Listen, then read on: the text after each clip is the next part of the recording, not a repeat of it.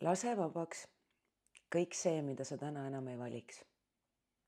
See mantra on mind ennast terve tänase päeva saatnud. Ma täpselt ei tea, kust ta tuli, aga mul enda puhul on üsna hea aimdus, mida see puudutab.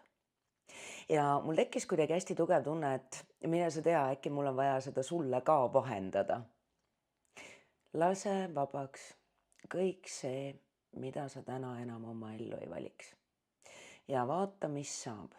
Vaata, mis saab siis, kui sa lased vabaks mingisugused oma aja ära elanud lood, võib-olla mingisugused inimesed, kellega kohtudes sa täna enam samalaadset otsust või valikut ei teeks. Võib-olla ka mingid asjad, mis kunagi valmistasid sulle rõõmu, aga täna on muutunud koormaks. Mis siis, kui sa lased vabaks ka võib-olla mingid unistused, illusioonid, ootused, võib-olla mingisugused kunagised turvatunnet loonud valikud ja otsused. Vahet ei ole, kas tegemist on siis millegi materiaalse või energeetilisega või siis võib-olla millegi tööalase või suhtealase eraelulisega. Aga äkki on sul ka praegu vaja lasta vabaks kõik see, mida sa täna enam uuesti ei valiks.